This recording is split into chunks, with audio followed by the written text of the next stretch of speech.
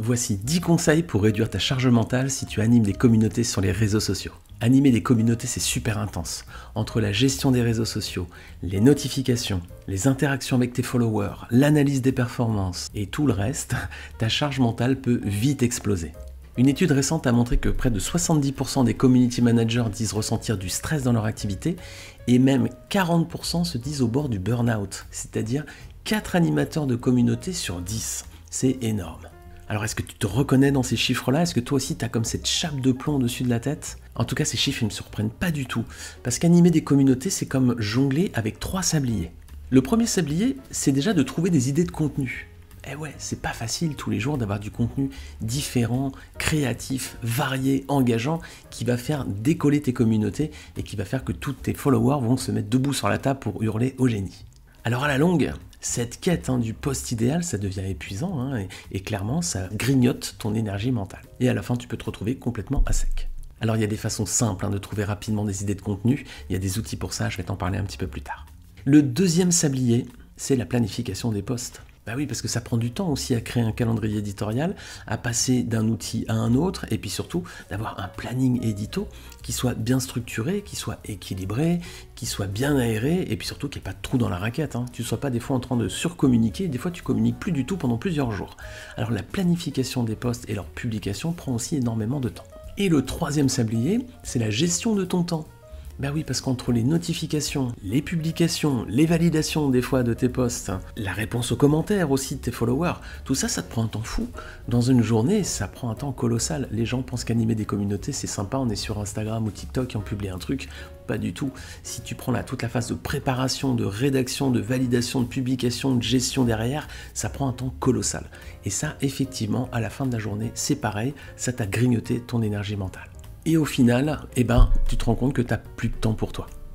Alors, au bout d'un moment, si tu gères pas ça, le burn-out va venir peut-être bientôt frapper à ta porte. D'autant que si tu es freelance, tu dois rajouter un 4e sablier.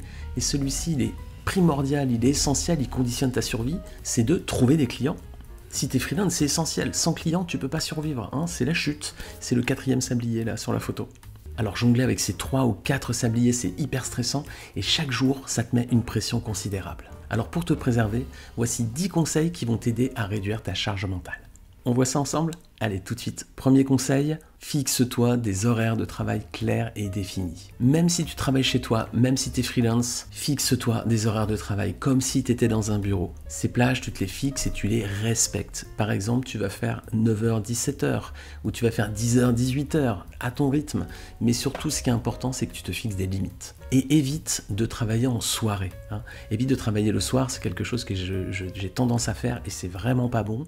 Arrête-toi, à un moment, il faut que ça s'arrête, il faut que ta journée se stoppe, même si tu travailles à la maison, même si tu es à ton compte. Quand je travaillais à Paris, je travaillais à un moment dans une banque, il y a quelques années maintenant, et j'avais des collègues qui, le soir, repartaient à Fontainebleau.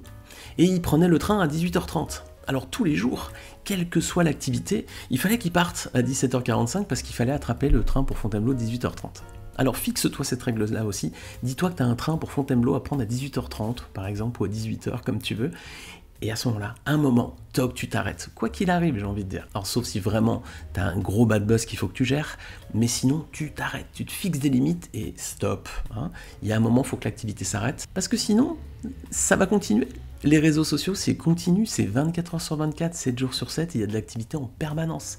Si à un moment, tu fermes pas ton ordinateur, tu peux continuer sans cesse. Et tu vas te retrouver comme le hamster dans sa roue qui va tourner en rond et qui s'arrête jamais, puis qui s'épuise complètement à la longue. Et quand tu fixes cette limite-là de temps, fais-toi aussi la muraille de Chine entre ta vie privée et ta vie pro. Fais bien la distinction entre les deux. Quand tu fais ta vie perso, c'est ta vie perso. T'es pas en train de travailler ou de gérer tes notifications. Et quand c'est ta vie pro, là, tu es concentré à 100% dessus. Ça va t'éviter justement le fait de sursaturer, le fait d'être en sur-régime, et ça reste encore la meilleure façon d'éviter le burn-out. Alors quand tu fais ça, quand tu te fixes des plages, informe tes clients. Dis-leur, après 18h, je suis plus dispo. Voilà, qu'ils ne s'attendent pas à ce que tu leur répondes tout le temps. C'est normal, ils comprendront très bien parce qu'eux aussi s'arrêtent de travailler normalement à un moment. Deuxième conseil, priorise tes tâches. Classe-les par ordre d'importance et d'urgence. Tu vas te concentrer d'abord sur les plus cruciales, celles qui sont essentielles, et puis après tu vas faire les autres. Alors pour t'aider, il y a un super outil qui s'appelle la matrice Eisenhower. Elle te permet de classer ce qui est urgent et important de ce qui ne l'est pas. Regarde, d'un côté, tu as les tâches qui sont urgentes et importantes. Alors celles-ci, tu n'as pas le choix, elles sont importantes et elles sont urgentes. Donc il faut que tu les traites. Ça, c'est les tâches que tu dois faire. Ensuite, tu as les tâches qui sont importantes mais qui ne sont pas urgentes. Tu dois les traiter, mais pas forcément tout de suite. Donc celles-ci, tu vas les planifier. Voilà, tu vas les placer dans ton agenda et tu vas les traiter quand c'est le bon moment pour toi. Alors ensuite, tu as les tâches urgentes mais pas importantes. Alors elles sont peut-être importantes pour quelqu'un, mais pas pour toi. Donc celles-ci, délègue-les. Voilà, donne-les à quelqu'un d'autre. Alors peut-être que tu as des collaborateurs, tu travailles en équipe, peut-être que tu as un alternant, peut-être qu'il travaille avec toi, tu peux peut-être lui confier les tâches, ou sinon tu peux aussi prendre un freelance pour les traiter pour toi. Alors je te ferai une vidéo prochainement pour t'expliquer comment bien recruter des freelances sur Malte, je te ferai ça dans une prochaine vidéo. Si entre-temps j'ai publié, je te mets le lien juste en dessous de cet épisode. Et puis enfin, tu as les tâches qui sont ni urgentes ni importantes. Alors celles-ci, tu as compris qu'elles n'avaient pas grand intérêt. Et pourtant, c'est souvent celles qu'on traite en premier. Le petit truc qui sert un peu à rien, qui n'est pas tellement important pour notre activité, mais qui nous fait plaisir. Voilà, comme ça, on va aller scroller un peu sur Instagram, ou alors on va se donner un peu la pression de travailler, mais sans que ce soit vraiment épuisant, quoi. C'est le petit truc, souvent, ces petites tâches qui font un peu plaisir. Alors celles-ci, clairement, ces tâches-là, qui sont pas importantes et pas urgentes, supprime-les. Voilà, celles-ci, il ne faut pas hésiter, tu les mets à la poubelle, elles te retardent, elles ne font pas avancer ton activité, clairement, elles te prennent de l'énergie mentale, elles te prennent du temps et elles n'ont aucun impact sur ta productivité et sur ton activité. Troisième conseil, planifie tes posts à l'avance avec un calendrier éditorial. Il n'y a rien de pire que de piloter au jour le jour et de se retrouver tout le temps dans le brouillard. Le mieux, c'est que tu te fasses un calendrier éditorial qui te permette d'avoir une vue globale à la semaine ou au mois de toutes tes publications.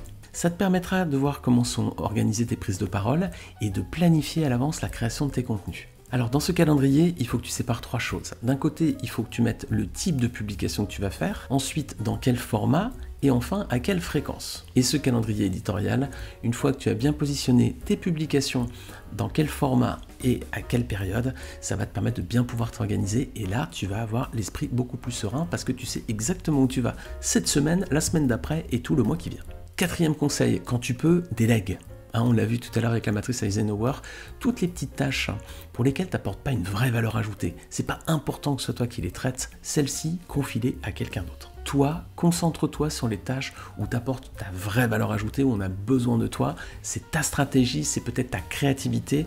Voilà, concentre-toi sur les tâches qui sont importantes pour toi. Et tout le reste, délègue quand c'est possible. Encore une fois, si tu travailles en équipe, ou bien alors à ce moment-là, tu peux encore une fois embaucher un freelance. Tu peux aussi les traiter avec l'IA, avec l'intelligence artificielle, et je vais y revenir un petit peu après, je vais développer ce point plus tard. Cinquième conseil, prends des pauses régulières. Il faut que tu apprennes à t'arrêter. C'est essentiel de parfois faire des stops pour alléger ta charge mentale. Même si c'est des pauses de 5-10 minutes, mais ça va te permettre de te revigorer, de reprendre un boost d'énergie. Alors je suis quelqu'un spontanément qui n'arrive pas à faire des pauses. Quand je suis en train de travailler, je peux rester sur mon ordi pendant 3-4 heures sans bouger, ça ne me gêne pas. Et je sais que c'est pas une bonne habitude. Pourquoi ? Parce qu'au bout d'un moment, ton cerveau il sature, tu es beaucoup moins créatif, beaucoup moins productif. Et puis en plus, il y a le problème physique, au bout d'un moment, tu peux attraper aussi mal au dos. Alors ce que je fais depuis plusieurs années, j'ai une Apple Watch. Voilà, une montre connectée, l'avantage c'est que toutes les heures, elle t'envoie une notification pour te dire « Hey, arrête-toi, lève-toi, fais un peu d'exercice ». Et ça, j'avoue que ça a vraiment permis de mieux structurer mes journées. Avant, je travaillais 3-4 heures de suite sans souci. Maintenant, je fais une pause toutes les heures, une pause de 5 minutes. Je m'étire un peu, je sautille, je vais boire un verre d'eau. Voilà, je fais un petit peu d'exercice comme ça, histoire de me détendre un peu le corps. Et après, je repars à l'action. Et je me rends compte qu'effectivement, après, je repars avec une meilleure énergie. Alors ça a des vertus, notamment Steve Jobs faisait beaucoup de marches, voilà. Il marchait beaucoup quand il avait un peu le cerveau qui n'arrivait plus à fonctionner, il allait se faire une promenade, 1 heure s'il fallait, il allait discuter avec quelqu'un en marchant ou alors il marchait tout seul et après il revenait travailler, effectivement, il aimait bien faire des breaks comme ça, pour lui c'était vraiment un point essentiel pour être plus créatif. Léonard de Vinci aussi, qui est vraiment un génie de la créativité aussi, conseillait ça et disait « Sachez faire des pauses, sachez prendre du recul, comme ça quand vous revenez, vous avez un regard qui est beaucoup plus précis et incisif. » Sixième conseil, gère bien tes notifications et tes emails. Ne sois plus esclave de ton téléphone. Ça, c'est clairement une recommandation qui peut avoir un très très gros impact sur ta santé et ta surcharge mentale. Ce que je te conseille, premièrement, tu supprimes les notifications de ton téléphone. Ne garde que celles qui sont importantes. Quand tu travailles, notamment quand tu dois rédiger des posts ou quand tu dois te concentrer sur un dossier, supprime les notifications des emails. Tu peux le faire, par exemple, moi j'utilise un iPhone, tu as le mode concentration, ça fait que ça bloque tout. Tu n'as plus de notif, tu n'as plus rien du tout. Alors ça c'est idéal quand tu veux travailler sur une plage horaire un peu définie. Et ce que je fais aussi en parallèle, c'est que je supprime vraiment les notifications, notamment des réseaux sociaux, et ça tout le temps. J'ai que très peu de notifications. Voilà, tout ce qui est WhatsApp, Twitter, Instagram, non, c'est stop pour moi, j'en veux pas, même le soir, même le week-end. J'ai pas besoin de savoir que Catherine, elle vient de publier un tweet sur je ne sais quel sujet. Non, ça, ce que je fais, c'est que je prends des plages de temps dans la journée, quelques minutes par jour, quand c'est une petite pause que je me prends pour regarder un petit peu ce qui se passe sur les réseaux sociaux, voir les notifications, mais c'est tout. Voilà, je veux rester focus quand je travaille sur la tâche que je suis en train d'accomplir. Deuxième point, ça concerne les emails. Souvent, on escalade des emails. Voilà, on est toujours en train de checker la boîte email pour voir s'il n'y a pas un truc urgent. Non, fais comme les grands entrepreneurs, fais comme les grands chefs d'industrie, fais comme par exemple Elon Musk. Voilà, j'ai la biographie juste à côté. Comment font ces grands capitaines, comment font ces grands leaders? Ils gèrent leur messagerie au mieux 3 fois par jour. Le matin quand ils arrivent au bureau, pour voir s'il y a des messages importants qui doivent être traités, qui sont arrivés pendant la nuit. Ensuite, ils recheckent en fin de matinée ou en début d'après-midi. Voilà, histoire de faire un petit bilan ou de la matinée ou de ce qu'il faut accomplir dans l'après-midi qui va venir. Et ensuite, il la recheck une 3e fois en fin de journée. Voilà. Est-ce qu'il n'y a pas un truc très important qu'il faut traiter tout de suite avant de partir? Mais voilà, tous ces grands leaders gèrent leur boîte email 3 fois par jour. Le matin en commençant, le soir en partant et au milieu de la journée pour faire un petit peu un point. Je pense que c'est une très bonne habitude qu'il faut appliquer parce que ça évite d'être dépendant aux emails. 7e conseil, forme-toi régulièrement parce qu'on est dans des métiers qui évoluent très vite. Les réseaux sociaux, mais tous les 2-3 mois, il y a des changements majeurs. Il y a un changement d'algorithme, il y a une plateforme qui commence à pointer le bout de son nez, ou il y en a une qui commence à décliner, ou il y a l'IA qui change tout. Enfin, nous, il se passe toujours quelque chose, quoi. Alors, on est obligé de se former en permanence, on est obligé de se tenir en éveil tout le temps. Mais ce que ça t'oblige, c'est de faire de la veille permanente. Ça t'oblige presque tous les jours à aller sur des sites comme le blog du modérateur pour savoir un petit peu tout ce qui se passe. Mais tout ça, c'est du temps et c'est de la surcharge mentale. Ce que je te recommande, c'est peut-être plutôt de suivre des formations régulières où à ce moment-là, tu vas traiter un point donné. À un moment, tu vas te former par exemple sur l'IA. À un moment, tu vas te remettre à jour sur Instagram. À un moment, tu vas aller checker un peu TikTok, peut-être une plateforme que tu maîtrises pas trop. Plutôt que de faire de la veille tous les jours, ce qui prend du temps et ce qui nous mange un peu de cerveau, de temps cérébral disponible, ça peut être une meilleure façon pour toi peut-être de te former régulièrement, prenant une demi-journée par exemple, tes 2 semaines ou une journée par mois, pour te concentrer sur les points précis sur lesquels tu as besoin de monter en compétence ou de rester un peu au fait de l'actualité. Alors, 8e conseil, celui-ci il est plus personnel, il est lié vraiment à ton physique. Il faut que tu gères bien un peu ce triangle d'or pour avoir un bon équilibre. Il y a 3 critères à respecter, c'est fait d'activité physique et une alimentation équilibrée et un sommeil de qualité. Alors ça peut sembler tout simple et même bateau, mais demande à ton médecin, tu vas voir ce qu'il va te dire. Il faut faire du sport, il faut savoir s'arrêter. Quand tu as une activité physique, ton cerveau crée des endorphines, ce qui font que tu vas te sentir mieux à l'aise, tu vas te sentir plus détendu, tu vas te sentir moins stressé. Ensuite, l'alimentation de qualité. Pourquoi? Parce que si tu manges beaucoup de cochonneries, et je cite pas les fast-food ici dans cette vidéo, voilà, je veux pas les pointer du doigt, mais si tu manges trop de graisse, de trucs comme ça, c'est pas bon du tout pour ton organisme, ça t'endort et tu vas te sentir pâteau, quoi. Et puis, dors bien, un sommeil de qualité, ça c'est essentiel aussi parce que le sommeil c'est réparateur. Ton cerveau, il fonctionne comme un disque dur. Toute la journée, tu as plein d'informations qui arrivent et toi tu vas en chercher un petit peu, tu les disperses. Et à la fin de ta journée, ton disque dur il est dans tous les sens. Alors si tu es un peu âgé, tu sais qu'avant on faisait des défragmentations. On lançait son ordinateur et on lui demandait de tout remettre en place ses infos. Ton cerveau c'est ce qu'il fait pendant la nuit. Il prend toutes les informations et il les réorganise pour que tu puisses y accéder rapidement. Si tu fais pas ça, ton information elle est en désordre, c'est un peu comme si tu rangeais pas ton bureau et quand tu as besoin de quelque chose, tu sais pas où le trouver. Le cerveau c'est pareil, si l'information n'est pas bien rangée, ça prend du temps pour la retrouver, parfois tu la retrouves pas ou parfois ton cerveau du coup il est moins réactif. Donc sommeil indispensable, 8 heures minimum, si tu es un gros dormeur, dors plus, mais en tout cas, quel que soit le niveau de sommeil dont tu as besoin, respecte-le. Et tu verras que à ce moment-là, tu auras un super équilibre si tu fais donc activité physique, nourriture de qualité et sommeil qui sera de qualité également. Allez, on approche de la fin, 9e conseil, fais-toi de la détox digitale. Voilà, là on est encore sur le principe des bonnes hygiènes de vie, hein. Fais de la détox digitale.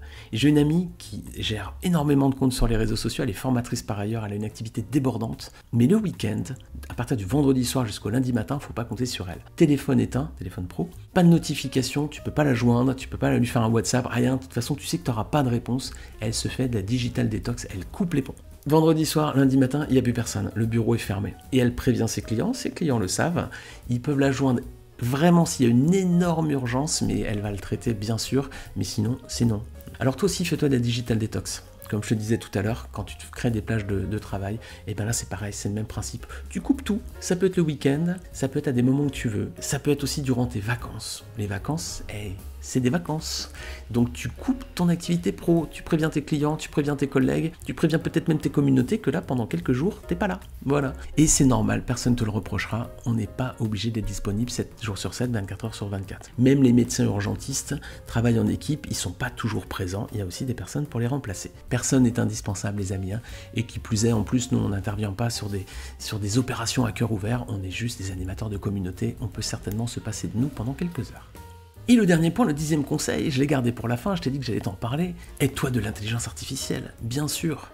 Alors l'IA, incroyable, ça change tout.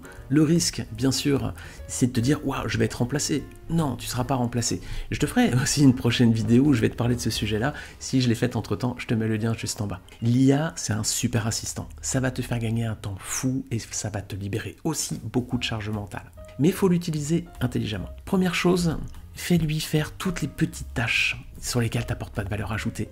Tu te rappelles, tout à l'heure, je te parlais de déléguer certains points. Tu peux les déléguer à l'IA. Par exemple, de faire des mails de réponse à des clients. Un client qui te pose une question, tu peux peut-être la faire par l'IA. Il y a des petites tâches du quotidien, des réorganisations de dossiers, des petites planifications que tu peux peut-être lui confier aussi. Note bien tout ce que tu peux déléguer à l'IA et tu verras qu'elle peut t'accélérer et te simplifier beaucoup de tâches, notamment administratives. Et deuxième point avec l'IA, sers-toi-en pour ta créativité. Ça prend du temps aussi de créer des idées. L'IA, elle est là pour ça. Elle va te filer un petit coup de main. Alors, elle va pas te remplacer parce que l'IA, elle rédige pas comme toi. C'est pas un être humain. C'est pas aussi précis, percutant et engageant que si c'est toi qui le rédigeais. Mais par contre, ça peut te donner un bon squelette, une bonne ossature pour ta stratégie social media et notamment pour la rédaction de tes posts. L'IA, fais-en ton assistant personnel. Te dis pas, waouh, c'est quelqu'un qui veut prendre ma place. Non, dis-toi que c'est quelqu'un qui peut t'aider justement à faire que tu sois meilleur dans ton travail, beaucoup plus productif et surtout aussi moins surchargé. Alors forme-toi peut-être à l'IA pour que tu apprennes à bien l'utiliser, pour que ça te fasse gagner du temps et que tu sois plus productif dans ton activité et dans la gestion de tes communautés.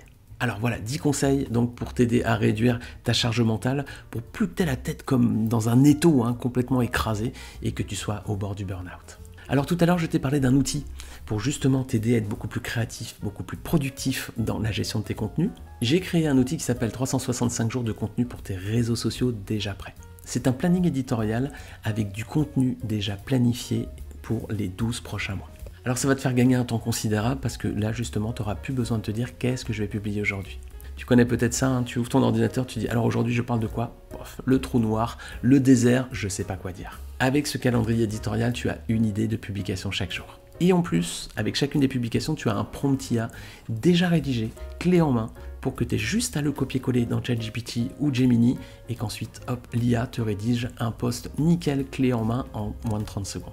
C'est un outil qui va te faire gagner un temps considérable entre 30 et 60 minutes par jour et qui va donc te décharger encore un peu plus de cette pression mentale qui est liée aux réseaux sociaux. Si tu veux le découvrir, hop, je te mets le lien juste en bas. Voilà, ça s'appelle 365 jours de contenu social média clé en main.